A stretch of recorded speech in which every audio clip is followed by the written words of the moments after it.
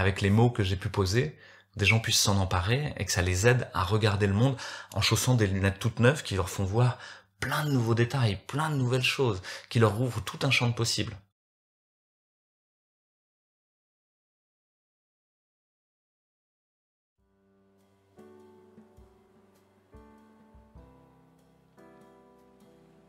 Bonjour Louis. Bonjour Fabien, merci Ouais. beaucoup d'être là. Ouais, merci de m'accueillir. Merci aussi à ceux qui nous regardent et qui vont partager ce moment avec nous, qui va être dédié à ton livre, mais surtout ce qui tourne autour de ta passion de la lecture et de l'écriture. Parce qu'en général, quand on aime écrire, c'est qu'on aime lire. Alors, on est juste devant ta bibliothèque, bien rangée. Et le but, c'est que tu nous détailles un petit peu ton parcours, toi, de lecteur, qui t'a amené aujourd'hui à écrire ce second ouvrage. Le premier, c'était avec Stéphane Chatry, aux éditions Très Daniel, Tous résistants dans l'âme, qui était décliné d'une série de vidéos que vous aviez fait les deux. Et là, c'est pour Agonie et renouveau du système de santé aux éditions Exuvie. Alors, sans parler du contenu du livre, c'est surtout l'acte, la naissance d'écrire un livre qui est important de détailler. Alors, est-ce que tu pourrais, toi, nous donner un avant-goût un petit peu de ce qu'est pour toi l'écriture et la lecture? La lecture, ça vient de loin, c'est une des premières choses qu'on apprend à l'école. J'ai eu la chance d'être inscrit à la bibliothèque municipale André Malraux, juste à côté de chez moi. Et ça m'a ouvert un univers de possibles que je ne pouvais pas soupçonner. J'ai eu la chance aussi que chez mes parents, il y a une grande bibliothèque. Et ça fait que depuis que je suis petit, je me sens à l'aise. Dès qu'il y a des bibliothèques et des livres qui traînent, et aux grandes dames parfois de la famille quand on déménage, où il faudrait jeter certains livres, moi j'arrive pas à jeter des livres, j'arrive à les donner et à les transmettre. Parce que pour moi, c'est un objet qui a quelque chose de différent de tous les autres objets qu'on peut avoir autour de nous. C'est une connaissance qui est sédimentée, qui est posée, qui est disponible et qui en même temps ne s'impose pas. Elle est là, et puis dans cette bibliothèque, en fait, il y a plein de livres que j'ai pas encore lus. Et tant mieux, parce que comme ça, je peux rêver un peu, regarder, et à la fois je retrouve des choses que j'ai déjà lues, et c'est des souvenirs qui émergent, des univers entiers, parfois quand c'est des œuvres de fiction, de science-fiction, ou des choses comme ça. Et c'est des moments d'enfance, des Madeleines de Proust qui reviennent parfois aussi. Et puis c'est tout un univers à explorer. Il y a certaines personnes qui ont dit ça, qui ont dit les gens qui aiment lire, souvent ils ont beaucoup plus de livres que tout ce qu'ils liront jamais dans leur vie, parce que c'est comme si ça leur offrait du temps de vie en plus. Comme si de les avoir là, on se dit un jour je ralentirai le rythme, un jour je pourrais peut-être souffler un peu par rapport à ma vie professionnelle, par rapport au train-train chaotique du monde, et me poser là. Et c'est aussi ça la lecture, c'est que c'est un espace suspendu. C'est Alexandre Jardin qui disait la lecture c'est du temps volé au reste. Ça peut pas être autre chose. C'est très difficile d'organiser dans une journée je vais lire de telle heure à telle heure. C'est un choix volontaire, autonome, en toute souveraineté, qui est de dire je suspends le cours du monde habituel et j'accepte de rentrer dans d'autres univers. Les univers de fiction, comme je te l'ai dit, mais aussi des univers de pensée qui permettent d'élaborer plus loin sa propre pensée. Et ça me rappelle quelqu'un qui a écrit sur la poétique, l'idée des œuvres poétiques, qui s'appelle Gaston Bachelard, et qui prend la symbolique des différents éléments, l'eau, la terre, le feu, et la poétique qui va avec. Et il a une phrase, je la cite de mémoire, c'est pas exact, mais il dit que il y a certaines phrases, elles vous arrêtent en plein vol. Elles vous fichent sur place, et tout un univers se déploie. Et il parle, lui, de l'odographe, c'est le mouvement du module autoporteur, et le tracé qui est fait quand on lance ce module, et qu'il va vivre sa vie en fonction de la gravité, en cours de physique, quand on est jeune, et que ça va tracer et dessiner des univers de possibles qui n'étaient pas prévus. Et j'aime vraiment ça, moi, arriver à suspendre le temps de la lecture à l'intérieur de ce temps suspendu qui est déjà la lecture, pour laisser résonner, comme une note de musique qui serait tapée sur un gong, et où il y aurait plein d'harmoniques, plein de volutes, plein d'autres choses qui se déploient, et qui à chaque fois me surprennent, et qui sont comme à la kaléidoscope. Parce que tous ces mots, c'est jamais que A, B, C, D jusqu'à Z mis ensemble, et puis retramés, retissés dans toutes les dimensions et toutes les directions possibles, et qui déploient l'univers entier. Et alors, y a quelqu'un qui s'appelle Borges, Jorge Luis Borges, j'essaie d'avoir l'accent, hein, il est argentin, qui est un auteur argentin, qui on surnommé le El Ciego de Buenos Aires, l'aveugle de Buenos Aires, parce que c'était une sorte de sage qu'on venait voir pour avoir des conseils. Et lui a écrit un recueil qui s'appelle Fiction, des œuvres courtes que je vous recommande, avec trait à la question du labyrinthe. Et à un moment, il décrit la bibliothèque de Babel. Et dans la bibliothèque de Babel, il y a des petites alvéoles, des petites alcôves, des petits recoins, et tous les livres du monde vont être faits. C'est-à-dire que même mon livre, si on changeait une virgule, ce serait déjà un autre livre. Si on changeait une lettre, ce serait encore un autre. Et finalement, dans cette bibliothèque de Babel, il y a tout ce déploiement des possibles qui se fait. Et pour moi, c'est symbolique de ce qui se passe dans notre univers. C'est que tout ce qui est possible sera accompli. Bien, mal, entre les deux, dans toutes les nuances, tout va s'accomplir. Voilà, la lecture, c'est cette espèce de contemplation de l'univers des possibles, qui est infini. Alors c'est une contemplation qui s'arrête jamais, et qui aboutit à des états de méditation parfois, comme ceux qui font de la méditation pleine conscience, des choses comme ça. C'est-à-dire que vous oubliez votre corps, vous oubliez les douleurs, vous oubliez la faim, la soif, puis vous êtes pris comme canalisé à l'intérieur de ce livre. Et c'est tout l'art du roman et tout l'art de l'auteur d'arriver à vous conduire là-dedans, dans ce labyrinthe, à vous donner un fil d'Ariane, pour ensuite rejaillir dans la vie de manière renouvelée et avec une vitalité neuve. Un livre qui vous plombe, un livre qui vous met plus bactère, à mon avis, c'est pas l'objet de l'écriture. L'écriture, elle est justement d'arriver à trouver un chemin à l'intérieur de toute cette complexité et de l'offrir en cadeau et de dire, voilà, moi je peux te guider sur cet espace-là que j'ai arpenté. Bien sûr, il y en a plein d'autres, bien sûr, il y a plein d'autres façons de comprendre, mais sur ce chemin-là, déjà, tu vas voir de beaux paysages, tu vas découvrir de passionnants personnages, tu vas découvrir peut-être des choses qui sont intimes en toi, que tu n'avais pas su voir jusqu'ici, parce que des mots seront enfin mis dessus. Et voilà, moi, ça me fait souvent penser à l'exergue de Jean. C'est le début de l'évangile selon saint Jean. Alors c'est pour tout le monde, hein, pas que les chrétiens, etc. Parce que c'est une phrase qui est très étonnante. Le Verbe planait sur le monde. Et c'est ça qui se passe. Et le Verbe, c'est la parole. Et quand est-ce que la parole prend chair? Quand est-ce qu'elle devient quelque chose qui est de l'ordre d'un objet, d'un objet vivant? Et le livre, c'est vivant. Ça a une texture, ça a une granularité, voilà, tout en c'est quelque chose en tant qu'éditeur. Dans le livre qu'on a fait ensemble, là, il y a cette recherche-là aussi, que ce soit un objet vivant, palpitant. Et avec du grain même à sa surface. Ouais, exactement. Alors, les gens ne le savent pas, mais moi je le savais pas. Avant d'écrire des livres, on passe des heures à choisir le papier, à choisir le grammage du papier, la typographie, pour que ce soit lisible, mais en même temps que ça suggère quelque chose. Et peut-être pour intercaler aussi des choses qui rythment la lecture, lui donnent une respiration. Bien sûr, il y a le chapitrage, bien sûr, il y a les paragraphes, mais dans le livre qu'on a fait là, il y a aussi l'invocation de quelque chose qui, pour moi, est très distant de mon habitude, qui sont de l'image. Parce qu'on est dans une société de l'image, et parce que l'image aussi, elle arrête en plein vol. Elle a une puissance évocatrice, une puissance symbolique, qui est encore au-delà des mots. Alors, dans ce livre, il y a des aquarelles qui ont été faites par mon épouse, et qui essayent de mettre de la douceur dans un propos qui peut être parfois difficile à entendre, parce qu'il essaye de ciseler une partie de ce qu'on vit aujourd'hui, et qui n'est pas forcément facile, que le livre lui-même, il a trait à la question de la souffrance. On parle du soin, on parle de la médecine, on parle du système de santé, et voilà.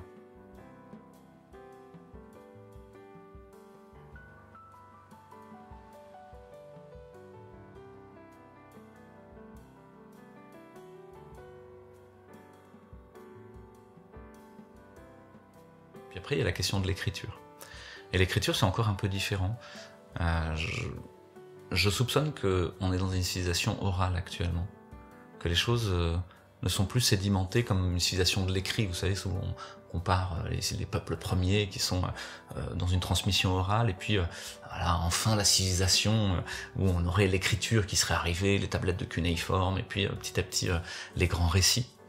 Et que les civilisations structurées par l'écrit, justement, elles se structurent autour de grands récits, de grands mythes, ils sont toujours les mêmes et qui reprennent les mythes fondateurs qui, eux, étaient transmis de manière orale, que ce soit le déluge, l'apocalypse, des choses comme ça. On a un déluge chez les Sumériens, on a un déluge chez les chrétiens, c'est repris à chaque fois.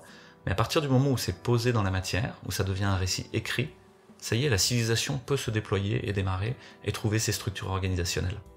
Et enfin recréer un nous, un groupe social, cohérent, qui tient autour de certaines valeurs et autour de certaines intentions désirables. Donc le travail d'écriture, il est un travail de fondation, profondément. Il est un travail de mettre en place en dessous de la maison commune, ce qui va la tenir, ce qui va l'arrimer au sol, ce qui va lui permettre de ne pas partir à la première bourrasque. Dans une utilisation orale, au premier coup de vent, à la première brise, et même pas besoin de Mistral, tout s'envoie. Et c'est ce qu'on voit aujourd'hui, c'est que les médias, les journaux, les émissions de télé, c'est à qui portera son slogan le plus fort, le recriera, et vous êtes dans un brouhaha qui s'arrête jamais. C'est dans ta note d'éditeur au début du livre, tu parles de homo Twitter, alors je spoil un peu le livre, tu parles de cet homo Twitter qui est arrête pas de tweet en 256 caractères, ou je sais pas combien, et n'arrête pas de crier des slogans et d'essayer de les crier plus fort que les autres et de les répondre à ceux des autres, sans que jamais des fondations profondes se mettent en place pour le groupe. Donc le travail d'écriture, pour moi, il a cette dimension-là, qu'un individu se met dans une posture d'oblation, de sacrifice, on pourrait dire, et sacrifice au sens noble, c'est-à-dire que sa posture individuelle va être donnée pour créer quelque chose qui est de l'ordre du sacré. Puis j'en ai déjà parlé, pour moi ce qui est de l'ordre du sacré, c'est le lien, c'est la relation. Et justement, les mots, encore une fois, sont rigolos, on peut jouer sur les mots beaucoup, mais relation, c'est à la fois ce qui nous relie, mais c'est aussi relater. C'est aussi porter sur son dos. Ça vient de faire sphero tulilatum en latin. C'est ce qu'on porte et ce qu'on va déposer. Donc le récit, il a cette dimension-là aussi, d'être quelque chose qui est porté par quelqu'un et qui est donné au groupe, pour lui permettre d'en faire le meilleur des fondations qui va nous relier ensemble. Donc c'est l'intention pour moi dans l'écriture, c'est qu'elle soit utile. Alors on pourrait se dire, ça fait que des livres utilitaires tout ça. Il faut des tutos pour apprendre à jeûner, pour apprendre à respirer, etc. Et vous le faites aux éditions Exuvie, et c'est très important. Mais il y a aussi des savoirs théorisés et des savoirs. Il y a des savoir-faire, il y a des savoirs pratiques, mais il y a aussi des savoirs concevoir, conceptualiser. Et c'est un peu une intention de mon écriture là, dans ce livre-là, c'est pas toujours celle que je porte, mais c'est d'essayer d'arriver à poser un savoir conceptualisé. Et finalement, c'est ce qu'on redit, les gens ne le savent peut-être pas, mais dans l'écriture d'un livre, il y a des relecteurs. Avant qu'on le donne et qu'on l'offre au public, il y a des gens qui se tapent le bouquin, quoi. Ils se tapent de regarder, s'il y a des fautes d'orthographe bien sûr, mais qui essaient de se mettre dans la peau d'un lecteur, et dire, mais je comprends quelque chose à tout ça? Et le retour des relecteurs, ça a été, mais ça m'aide à mieux comprendre le monde dans lequel je vis. Et tout ça, pour moi, c'était un cadeau. C'était merci, c'est exactement ce que je voulais faire. C'est exactement l'intention derrière l'écriture. C'est qu'avec les mots que j'ai pu poser, des gens puissent s'en emparer et que ça les aide à regarder le monde en chaussant des lunettes toutes neuves qui leur font voir plein de nouveaux détails, plein de nouvelles choses, qui leur ouvrent tout un champ de possibles.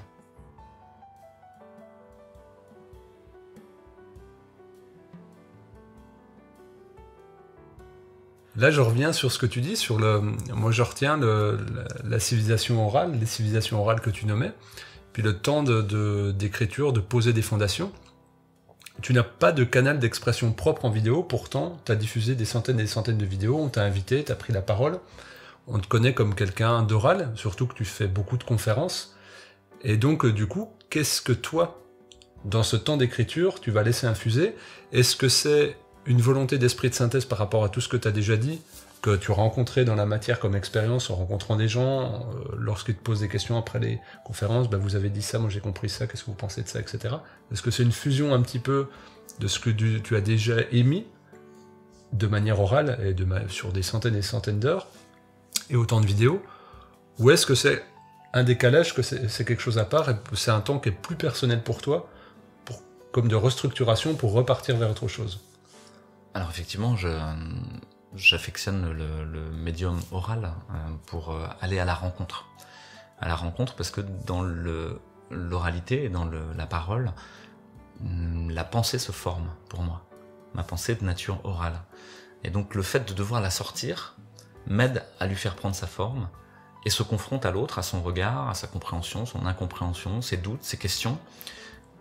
Mais c'est profondément de nature dialogique. C'est-à-dire, y a quelqu'un en face qui me donne un feedback. Ça peut être un commentaire, ça peut être un like, mais ça peut être plus abouti que ça, des gens qui sont pas d'accord, et tant mieux, quoi. Ça m'aide à ce que ça prenne une meilleure forme. Mais il y a comme une sorte de jaillissement et plein de volutes dans tous les sens, qui prennent des formes presque poétiques pour moi. Alors que dans l'écriture, c'est un travail de silence. Et ça, c'est intéressant, le silence. Pour quelqu'un qui parle. De fermer sa gueule un bon coup, de se taire, ça nous met vraiment dans une posture d'écoute. Alors que tant que vous parlez, oui, on fait semblant que c'est dialogique, mais au fond, vous êtes en train de dire quelque chose. Alors que dans le travail d'écriture, il y a ce silence-là qui essaye de se mettre à l'écoute de ce qui est à l'intérieur. Et de créer un dialogue intérieur, pas avec le monde extérieur. Donc le travail d'écriture, pour moi, c'est un travail silencieux, et qui se tourne vers l'intérieur, et qui cherche à faire un pas de côté par rapport à la parole, et qui, au fond, est à la fois une préparation de la parole, mais aussi une sédimentation de la parole. C'est-à-dire que tous ces mots qui sont partis en l'air, le silence les laisse retomber, les laisse reposer. Et qu'est-ce qui reste? Qu'est-ce qui vient au milieu? Qu'est-ce qui vient entre nous réellement, et entre l'auteur et le monde? Qu'est-ce qui est là, et qui va vraiment rester, qui va pas s'évaporer, et donc c'est une respiration et un contrepoint nécessaire pour moi au fait de pouvoir parler. Et les gens ne savent pas, mais quand je parle publiquement, en fait, j'écris. Je pose sur le papier pour essayer de voir qu'est-ce qui reste de ce que j'ai pu dire, de ce que j'ai pu comprendre, de ce que j'ai pu entendre, de ce que j'ai pu collecter, des réactions qui ont été faites, quelle autre porte ça a ouverte, et qui nécessite pour moi d'aller faire un travail de récupération de connaissances. Il y a aussi ça dans le travail de l'écriture, c'est que ça n'est pas qu'un travail de restitution, c'est un travail d'acquisition. Et là les gens vont peut-être être surpris, mais dans la plupart de mes livres, il y a pas mal de références. Il y a beaucoup de notes en dessous, sans vouloir faire un travail universitaire, c'est pas l'objet, mais il y a cette idée qu'on va aller chercher, on va aller chercher là-dedans certaines réponses qu'on n'a pas, ou certaines choses qui sont pas suffisamment claires, et on aurait besoin de fragments qui seraient intéressants à reprendre. C'est aussi ça le travail d'écriture, c'est au fond peut-être comme un orchestre de jazz qui réinterprète quelque chose. C'est pas du plagiat, c'est reprendre des petits morceaux partout et commencer à les recoudre ensemble, les redécouper, les reprendre. Et pour moi, il y a un nécessaire hommage. Comme dans le jazz, quand vous jouez un morceau, vous dites de qui il est, qui l'a composé, et vous n'en êtes qu'un interprète. La plupart de ce qui est fait dans le travail d'écriture pour moi est un travail d'interprétation. C'est un travail qui est très présent, par exemple, dans la civilisation sémite, chez les gens qui étudient la Torah. On est en permanence en train d'interpréter. Et peut-être les gens seront surpris, mais dans le livre, il y a un moment où même je reprends un passage entier d'Éric Sadin. Parce que je trouve qu'il le dit mieux que moi, que tout ce que j'aurais pu dire. Pour moi, et qui est long, c'est pas juste une citation. Et j'ose cette chose-là de dire, j'accueille et je viens inviter quelqu'un à l'intérieur d'un livre que moi j'écris. Parce que je trouve que c'est lui qui le dit le mieux. Voilà. Donc, pas de côté par rapport à la parole, tant de silence, tant de réintégration d'autres connaissances, tant d'invitation d'autres personnes à venir discuter dans ce dépôt d'écriture.